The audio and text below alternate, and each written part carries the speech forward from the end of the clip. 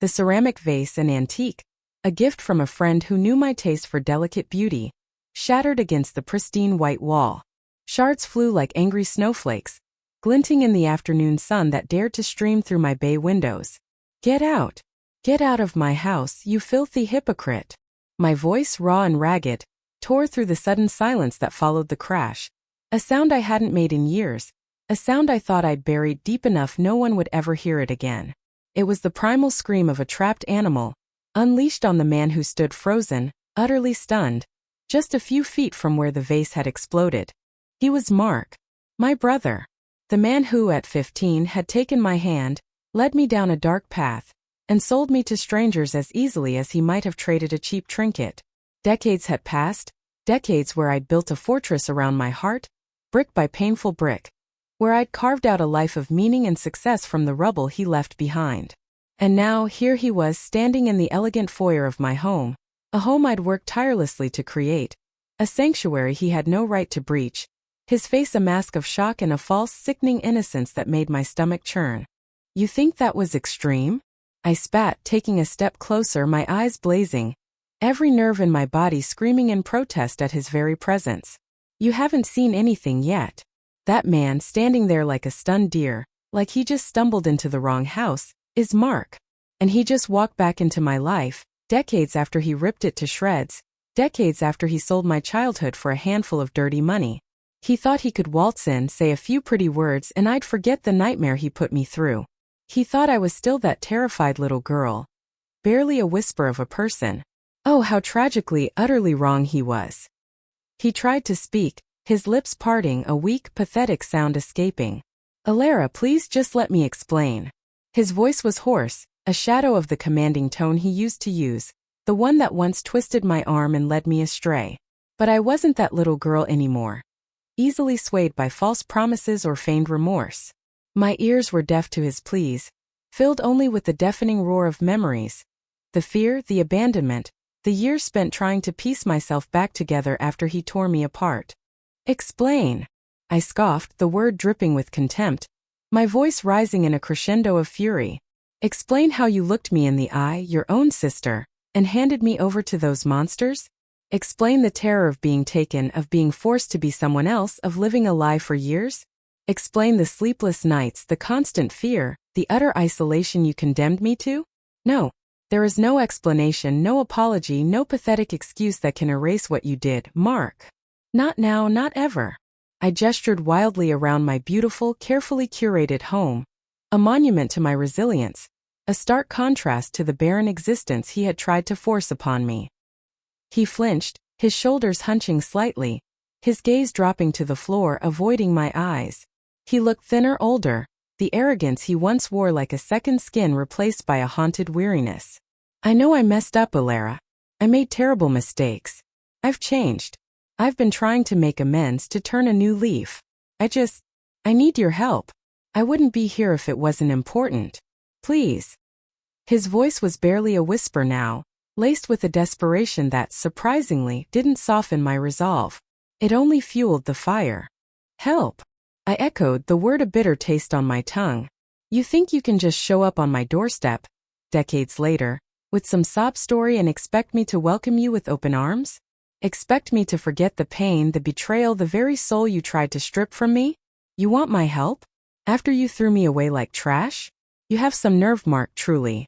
I wouldn't spit on you if you were on fire. Get out, before I call the police and have you dragged out of here. He finally looked up, his eyes meeting mine, and for a fleeting moment, I saw a flicker of his old self, the manipulative, desperate glint. He knew I wouldn't call the police, not yet. This was a private reckoning, a personal hell we were both trapped in. And then he took a shaky breath, his voice barely audible, a desperate confession that cut through the fury and landed with a chilling thud in the pit of my stomach. I need your help, Elara. I'm dying. My breath hitched. My entire body froze. The rage that had been boiling inside me, threatening to consume me, suddenly turned to ice. Dying? Was this another one of his sick games? Another manipulation? Before I could process the words, before I could respond, a soft rustle from behind Mark drew my attention. A young woman, timid and wary, slowly stepped out from behind him, her eyes wide with a mixture of fear and something else, something profoundly, unsettlingly familiar. She looked strikingly like no. It couldn't be. My heart seized in my chest, a terrifying, impossible thought screaming through my mind. Who is she? I demanded, my voice barely a whisper, as the section ended, the unspoken question hanging in the air, a chilling premonition of the secrets about to unravel. My mind reeled, the image of that girl, that impossible face, burning behind my eyelids even as I fought to control my breathing. Dying, Mark had said. And then she appeared. It was all a game. It had to be. Mark was always playing games, always trying to manipulate. But the face, it was too real, too hauntingly familiar. It was the face of my past, a past I'd spent decades burying. A past he'd ripped open again with his unannounced arrival. He said he was dying. I almost laughed. Mark was always dying, usually of a terrible case of convenience, or a sudden need for money. He'd cry poor, claim some made-up illness, anything to get sympathy or a handout. But that girl, she looked like my mother. Like me at that age. The memories flooded back, a torrent of fear and pain, each one a sharp, jagged piece of glass cutting through my carefully constructed composure. You see, when I was 15, our parents were gone. Just Mark and me. He was supposed to protect me. He was my older brother. Instead, he saw an opportunity that nearly cost me everything. Our parents weren't around much, even before they were truly gone. My father was a traveling salesman, always chasing the next big deal that never quite materialized. My mother worked 2 jobs, her hands raw and tired, trying to keep a roof over our heads. We weren't rich, not by a long shot, but we had each other. At least that's what I thought. Mark, however, grew restless. He started hanging out with the wrong crowd, guys who talked about quick money and easy scores. He picked up a gambling habit, a nasty one that quickly spiraled out of control. Our meager savings, whatever was left after our parents' struggles, started to disappear. One day I overheard him on the phone, his voice hushed, almost a whisper. He mentioned a solution. A way out of this mess. I thought he was talking about a job, a legitimate way to fix things. I was so naive. He started acting strangely after that. One minute he was overly kind, buying me a candy bar, something he hadn't done in years. The next he was distant, his eyes hollow and restless, always darting around, like he was looking for an escape route. A cold knot of unease began to form in my stomach, but I was just a kid. I blamed it on his usual mood swings, his typical Markness. Then came the night. He told me we were going to visit rich relatives who would help us. They live far away, he'd said. But they're good people. They want to give us a fresh start. I was excited, hopeful. A fresh start. It sounded like a dream. He led me to a remote house, nestled deep in the woods, far from anything familiar. The car ride felt endless, the silence in the car heavy, suffocating. When we finally arrived, the house was huge, imposing, but eerily quiet. There were no lights on, no welcoming glow. Just a sense of wrongness that prickled my skin. 2 stern-looking strangers, a man and a woman, stood on the porch waiting. Mrs. Blackwood and Mr. Blackwood. Their eyes were cold, assessing like they were sizing up a piece of furniture. No warmth, no smiles. Just a detached curiosity that sent shivers down my spine. Mark kept a tight grip on my arm, his knuckles white. I mumbled a nervous greeting, but they didn't respond, their gazes fixed on me. And then I saw it. The glint of paper, a thick stack of bills, changing hands between Mark and Mr. Blackwood. It happened so fast, a silent exchange, a transaction. The moment Mark took the money, their smiles, if you could even call them that, vanished. The air thickened, turning hostile. Mrs. Blackwood stepped forward, her hand reaching out, her touch cold and firm on my arm. "Come along, child," she said, her voice devoid of any kindness. I looked at Mark, confused, terrified. "Mark," I pleaded, my voice small, barely a whisper. His eyes met mine, and for the first time I saw it, not desperation, not fear, but a cold, hard calculation. He just nodded, a slight, almost imperceptible tilt of his head. A silent acknowledgement of the unforgivable act he had just committed. He turned, the money clutched in his hand, and walked away, leaving me there. He just walked away. The sheer raw terror of that moment is etched into my soul. My own brother. My protector. He had sold me. I was a child, a piece of property, handed over to strangers for a sum of money. I screamed, I struggled, kicking and crying as they dragged me towards their car. But there was no one to hear me, no one to help. Mark was already gone, disappearing into the darkness, taking my innocence, my safety, my entire world with him.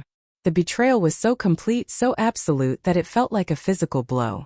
I thought that was the end of me. Trapped, alone, stripped of everything. My heart pounded, a frantic bird trapped in a cage. But then, as they forced me into the back seat of the car, as my vision blurred with tears, I caught a glimpse of something. A small, dark object, tucked away in Mrs. Blackwood's open purse, resting on the seat beside me. It was a photograph. A picture of a woman. And a baby. A baby with eyes exactly like mine. The same shape, the same shade of hazel. It was like looking at a ghost of myself, or a future I couldn't comprehend. And as the car sped away, leaving the remote house and my brother's unforgivable sin behind, a horrifying realization dawned on me, a chilling whisper in the back of my mind. This wasn't just about adoption. This was about replacement. It was about something far more sinister than a simple exchange of money for a child. I was a stand-in, a substitute, for someone else. But for whom? And why? The questions swirled in my head, a terrifying whirlpool that pulled me deeper into the unknown. As the tail lights of the car faded into the distance, taking me further and further away from the life I once knew. My old life was gone, shattered, and a new nightmare had just begun. Replacement. The word echoed in my mind for years, a terrifying whisper that followed me everywhere. It wasn't just a word. It was my new reality. The Blackwoods, those cold, unsettling strangers who now held my life in their hands, didn't want a child to love. They wanted an heir. A stand-in. A perfect replica to fulfill some twisted plan I couldn't even begin to grasp. They believed their own daughter, Lila, had been kidnapped years ago. A tragedy they blamed squarely on their powerful rivals, the Thornhill family. And they believed I was the key to their revenge. Or so I thought, at least. The truth, I would soon discover, was far more disturbing than I could have ever imagined. They began my training immediately. I wasn't allowed to be Elara anymore. I was Lila. Every day was a relentless series of lessons. I had to learn Lila's favorite colors, her imaginary friends, the books she loved, even the way she used to laugh. They showed me endless photographs and videos, forcing me to mimic her expressions, her posture, her very essence. It was like erasing myself, piece by painful piece, and trying to become a ghost. They watched me constantly, their gazes like cold steel, searching for any hint of Elara, any imperfection in my performance. It was a prison, but one made of silk and lies, far more suffocating than any iron bars. It wasn't just about becoming Lila, though. It was about destroying the Thornhills. The Blackwoods, consumed by their grief and vengeance, were powerful people, well-connected in a world I didn't understand. They whispered about corporate takeovers, public humiliation, and the ultimate downfall of their enemies. They truly believed the Thornhills were responsible for Lila's disappearance, and they intended to use me, a living, breathing proxy, to expose them. They would reveal Lila, healthy and grown, at a grand event, using my appearance to ignite a public scandal that would crush the Thornhills' reputation and business empire. They thought they were so clever, so in control. But what they didn't know, what they couldn't see, was the snake already coiling in their own garden. Their own trusted lawyer, a man named Mr. Sterling, who moved with a quiet efficiency and a practiced smile, was secretly working against them. He was a mole, a double-crosser, feeding information directly to the Thornhills about the Blackwoods' desperate search for a replacement Lila. He wasn't doing it out of kindness, of course. He was playing both sides, seeing an opportunity to profit no matter who won. He subtly fed the Thornhills just enough information to keep them on edge, to make them wonder about the Blackwoods' bizarre activities, without ever revealing the full extent of the plot. He was a quiet, insidious poison, corroding the Blackwoods' plans from the inside out. My life became a constant tightrope walk. Every word, every gesture had to be perfect. If I made a mistake, if Elara slipped through, the consequences were immediate and harsh. Not physical violence, not usually, but a far more terrifying kind of punishment. Isolation. They would lock me in my lavish room, cut off from all human contact, sometimes for days. The fear of being discovered, of being deemed a failure and returned, or worse, by the Blackwoods was a constant, gnawing anxiety. The fear of what the Thornhills might do if they ever found out about me, this living weapon aimed at them, was another layer of terror. I was trapped between two warring families, an unwitting pawn in a game I never asked to play. The Blackwoods themselves, once seeming like grieving parents, were slowly revealing their true nature. Their grief had twisted them into ruthless manipulators. Mr. Blackwood was the calculating mastermind, his eyes cold and devoid of emotion. Mrs. Blackwood, outwardly more caring, was even more chilling in her detached cruelty, meticulously molding me into her lost daughter, showing no regard for the child she was destroying in the process. And Mark, my own brother, in my tormented flashbacks, I began to realize he knew more than he ever let on about their intentions. He had seen their desperation, their obsession. His greed had been so blinding, so all-consuming, that he'd looked at me, his sister, and decided I was just a means to an end, a pawn to be sacrificed for his own selfish gain. He was just as depraved as them. The stakes escalated with every passing day. It wasn't just my freedom I was fighting for now, it was my very identity. If I failed to embody Lila, if the truth about me ever came out, my life and the lives of anyone I might ever connect with were in grave danger from both the Blackwoods and the Thornhills. I was a living secret, a ticking time bomb. I was trapped in a gilded cage, a luxurious prison, a ghost of another person, forced to wear a mask that slowly, terrifyingly began to fuse with my own skin. The biggest threat was still unknown, still lurking in the shadows.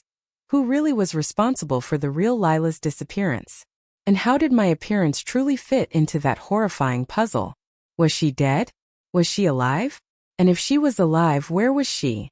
As I stared at a faded photograph of Lila, trying to mimic her smile, her posture, her very essence, practicing for the reveal that was quickly approaching, a new unsettling detail emerged. Hidden beneath a ripped corner, a small, barely visible tattoo. A crescent moon. It was so faint, almost an afterthought, but it sent a shockwave through my system. A crescent moon. The same crescent moon tattoo I had seen on the wrist of one of the Thornhills' bodyguards during a brief, terrifying public outing a few weeks ago. He had been part of their security detail, a silent, imposing figure, and he had watched me with a strange, knowing intensity, his eyes lingering on my face just a moment too long. My blood ran cold. Was Lila still alive? Was that bodyguard somehow connected to her? And was I about to walk into a trap far more dangerous, far more complex than I could ever imagine? The true nature of this terrifying conspiracy was about to reveal itself, and I was at the very heart of it. My identity was dissolving. That's the only way to describe it. Elara was a ghost, a whispered memory I clung to in the dark of night. During the day, under the watchful, unblinking eyes of the Blackwoods, I was Lila. The constant scrutiny, the endless rehearsals of her life, the crushing pressure to be perfect, to be someone else. It wasn't just mentally exhausting. It was a slow, agonizing death of the self. I started having nightmares, blurring my past with hers, unable to tell where Elara ended and Lila began. Sometimes I'd wake up screaming her name, not mine, and the terror would grip me. The emotional breakdown started subtly at first. A trembling hand when I tried to write my real name. A sudden wave of tears when I saw a picture of a normal family. Then they became more frequent, more intense. Panic attacks would hit me out of nowhere, my breath catching, my chest tightening as the walls of the mansion seemed to close in. During one particularly intense training session, where Mrs. Blackwood was drilling me on Lila's childhood memories, I accidentally blurted out a detail from my own past. Something only Elara could have known. The air in the room instantly turned cold. Mrs. Blackwood's eyes narrowed, a flicker of suspicion, cold and sharp, passing through them. She didn't say anything then, but I felt the invisible chains around me tighten. The consequences of Mark's betrayal were finally, fully real. He hadn't just sold me. He'd sold my identity, my future, my very sense of self. I was trapped in a gilded cage, surrounded by luxury that felt like another form of torture. I had no friends, no real connections, no one to confide in. The years of living a false life had left deep, ugly scars, eroding my trust in anyone, especially those who claimed to care. Every attempt to escape, to even hint at my unhappiness, was met with increased surveillance, subtle threats, and the chilling reminder that I was theirs now. I was their Lila. I hit rock bottom one cold, rainy night. A desperate, foolish escape attempt had failed spectacularly. I had managed to slip past the silent security cameras, my heart hammering against my ribs, convinced I was finally free. But before I even reached the edge of the sprawling estate, the guards were on me, their movements swift and silent like shadows. They brought me back, not with anger, but with a terrifying calm efficiency.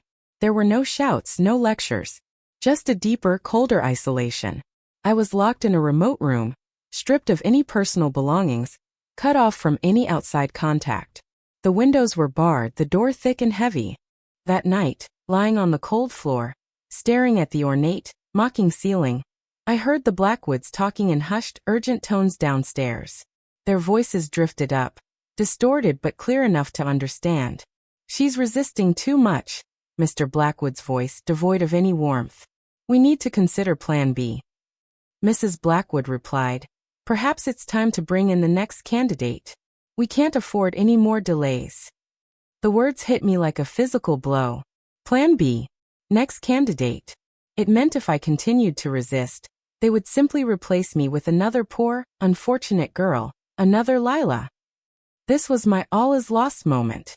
The absolute, crushing despair that washed over me was suffocating. I truly believed there was no way out. No hope.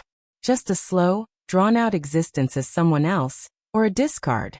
But even in that deepest despair, a tiny flicker of defiance, a spark I didn't know I still possessed, began to glow. They thought they'd broken me. They thought Elara was dead. They thought I was just a shell, ready to be filled with someone else's memories. But a seed of rebellion dormant for years planted itself in the fertile ground of my utter defeat. I wouldn't be their Lila. I wouldn't be Mark's victim. I would be Elara. And Elara would survive. Not just survive, but fight. Because true freedom wasn't just about escaping these walls.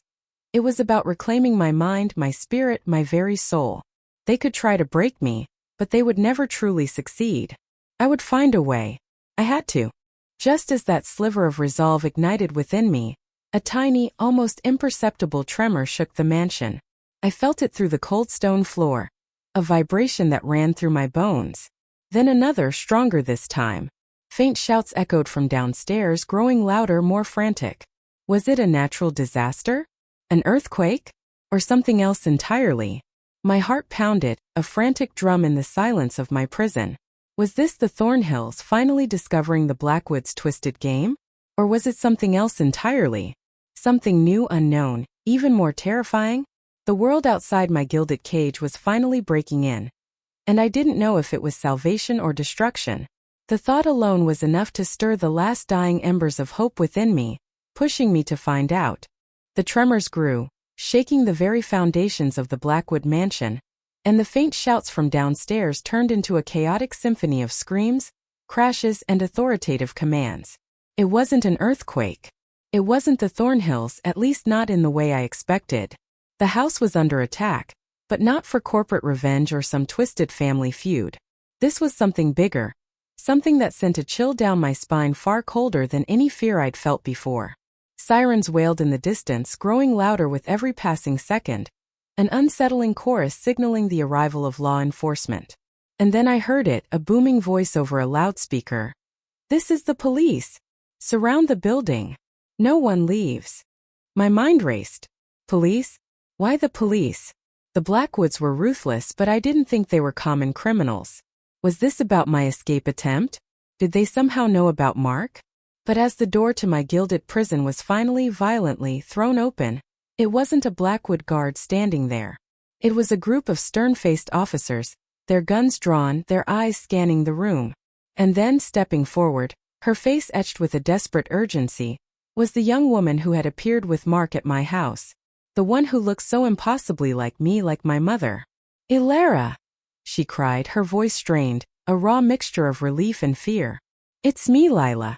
I'm here to get you out." My entire world tilted on its axis. Lila. The real Lila. She wasn't dead. She was alive.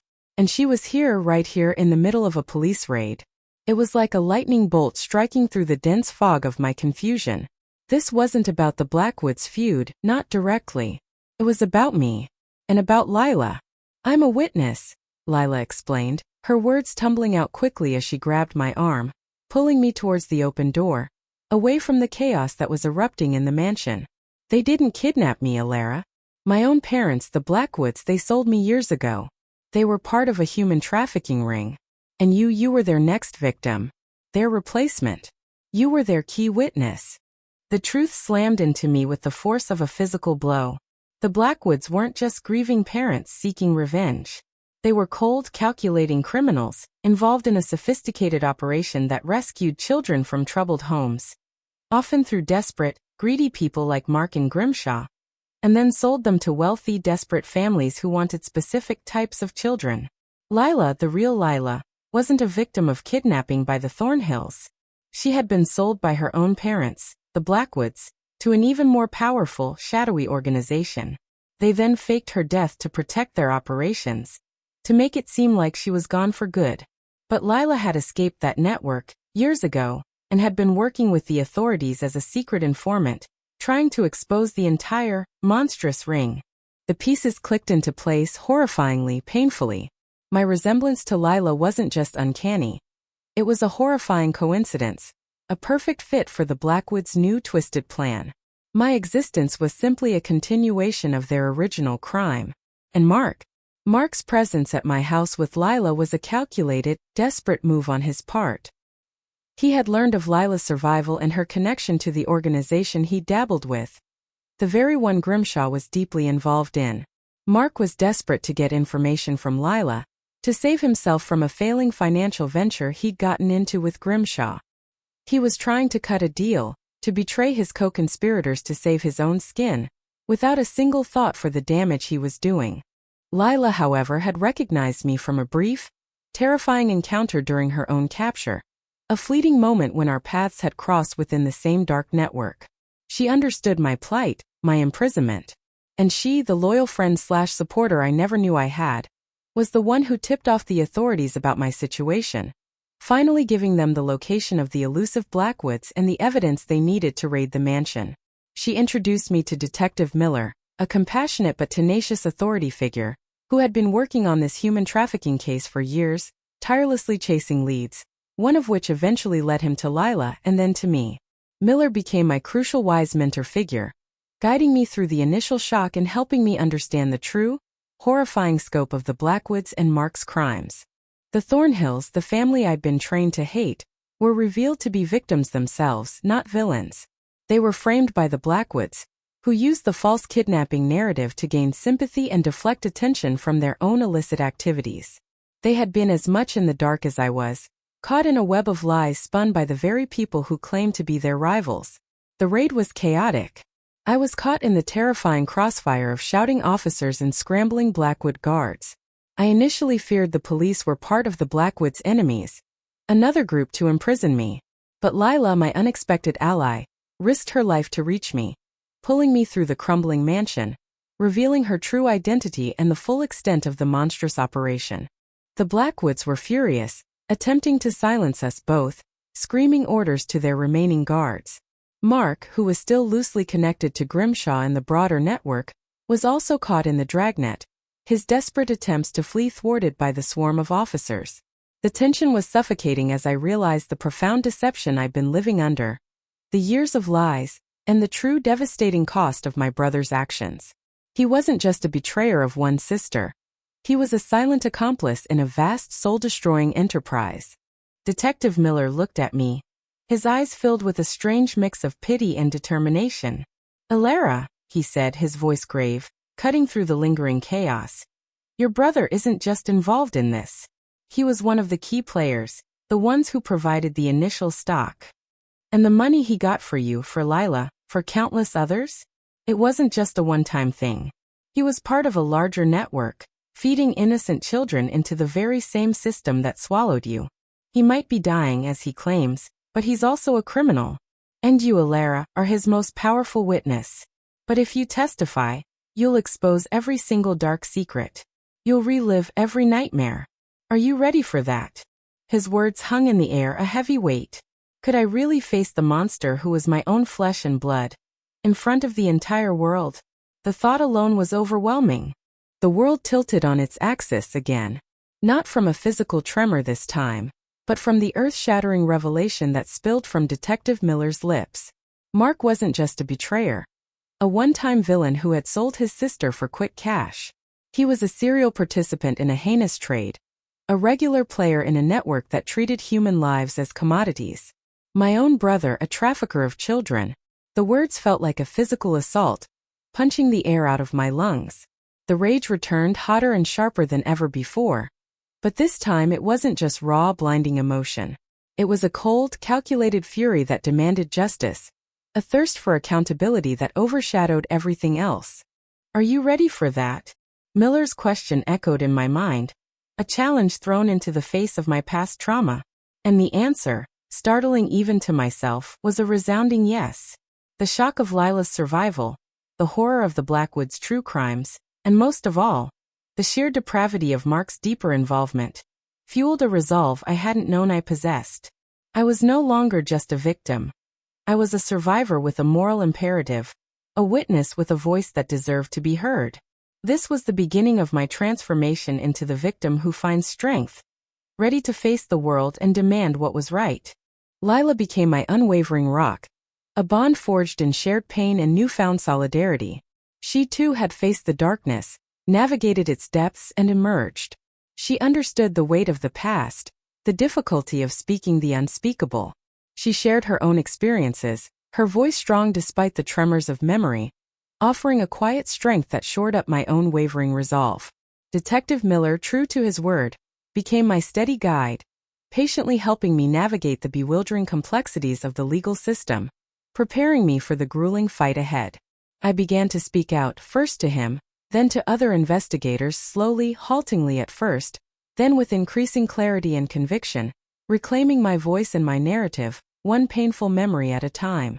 My first controlled confrontation with Mark took place in a sterile hospital room, a stark contrast to the opulent prison he'd held me in for so long. He was indeed ill, his face pale and drawn, but the illness seemed to have stripped away only his physical strength, not his manipulative nature. He tried to justify his actions, his voice a pathetic whisper of self-pity, blaming poverty, blaming desperation, blaming everyone and everything but himself.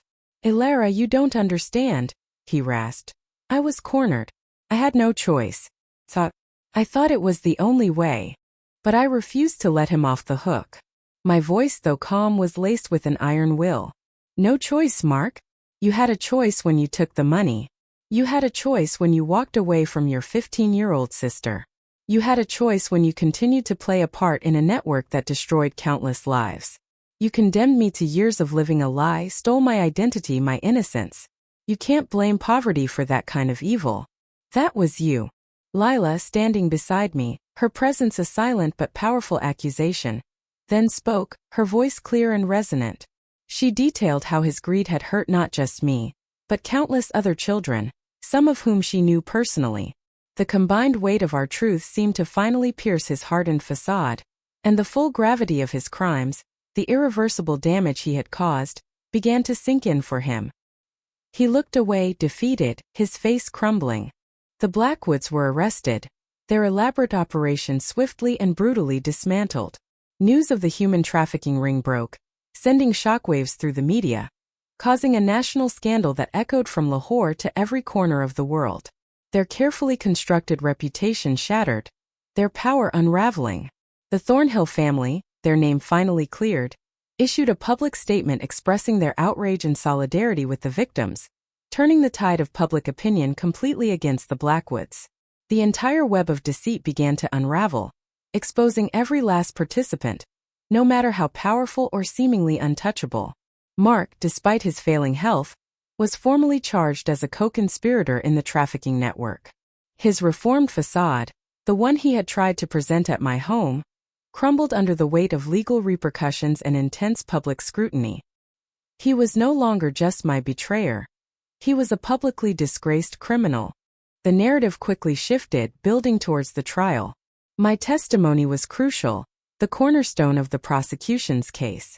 Grimshaw, the original broker who had connected Mark to the Blackwoods, went into hiding, but the authorities, fueled by Lila's inside knowledge, were closing in. There were whispers that Grimshaw possessed incriminating evidence against even more powerful shadowy figures, making my testimony even more dangerous, a potential spark for a much larger inferno. The media circus surrounding the case intensified, turning me and Lila into reluctant public figures. Our faces splashed across newspapers and television screens, our stories dissected by strangers. The stage was set for a public reckoning, not just for Mark and the Blackwoods, but for the entire corrupt system that had allowed such atrocities to flourish. The prosecutor, a formidable woman with piercing eyes, looked at me, her expression firm and unyielding. "Elara," she stated, her voice grave, "your testimony will bring down an empire. It will expose a network of depravity that has operated in the shadows for too long. But it will also mean facing your brother, facing your past, and facing the public's judgment, head on. There's no turning back once you step into that courtroom. Every word will be scrutinized, every memory relived. Are you prepared to relive every nightmare, every betrayal, for the sake of justice?" I looked at Lila, her hand squeezing mine in a gesture of unwavering support. Then my gaze hardened, a silent promise to the terrified girl I once was, a silent vow to all the others who had been silenced. I looked at the prosecutor, then at the photo of my 15-year-old self, a silent image of the child Mark had sacrificed. "More than ready," I whispered, my voice clear and steady. But even as I said it, a chilling message appeared on my phone, a single stark word: silence. It was from an unknown number. Grimshaw was still out there, and he was watching. The reckoning had begun, but the danger was far from over. The courtroom was a crucible, a sterile arena where my past was about to be laid bare for the world to see. Every eye was on me, 1,000 invisible weights pressing down on my shoulders as I walked towards the witness stand. My brother, Mark, sat at the defense table, looking frail, his face a ghostly pale, but still with a flicker of defiance in his sunken eyes. The Blackwoods, stone-faced and unyielding, watched from their own table, their expressions cold and calculating as ever. And in the gallery, the media, a hungry beast of cameras and whispered questions, along with countless strangers, all waiting to feast on my pain, to dissect every word of my nightmare. But I wasn't there to entertain them. I was there for justice. For Elara, the child they stole. For Lila, the survivor they tried to replace. For every lost child caught in their monstrous web. My testimony was the centerpiece, the moment everything had been building towards. I took a deep breath, the air in the courtroom thick with anticipation, and began to speak. My voice, though trembling at first, grew stronger with each word, each memory. I recounted the horror of being sold, the sickening realization that my own brother had betrayed me. I painted a vivid picture of the years of stolen identity, the relentless psychological torment of being forced to erase Elara and become Lila. I described the fear, the isolation, the desperate struggle to hold on to even a sliver of my true self. The courtroom was utterly silent, hanging on every word, as if the air itself was holding its breath. Lila testified next, her voice clear and resonant, detailing the full extent of the human trafficking network. She spoke of her own escape, her journey through fear and shadows, and how she eventually found the strength to become an informant. She exposed the chilling details of how children were sourced, from vulnerable families, manipulated and sold like goods. She even described a brief, terrifying encounter she'd had with a young, frightened girl during her own capture, a girl with haunted eyes who turned out to be me. Her testimony painted a horrifying picture of a vast, organized crime, connecting all the threads, proving that what happened to me and her was part of a larger systemic evil. Detective Miller, a pillar of strength, presented damning evidence against Mark, the Blackwoods, and Grimshaw. He showed ledgers, bank records, and intercepted communications that laid bare the entire operation. He revealed how Mark had not only sold me but had continued to provide candidates to Grimshaw for years, receiving payments for each child delivered. The evidence was irrefutable, a mountain of proof against their depravity. Then came the unexpected blow. Mr. Sterling, the Blackwoods' former lawyer, now a state's witness, took the stand. He provided crucial inside information about the Blackwoods' exact operations, their financial dealings, and the names of others within the network. He confessed to his own role, his voice cold and calculating, exposing their full monstrous disregard for human life and proving just how deeply rooted their corruption truly was. The lies of the Blackwoods were systematically dismantled, piece by painful piece. Their carefully constructed narrative of grieving parents seeking a kidnapped child was exposed as a cynical, manipulative cover for their horrific crimes.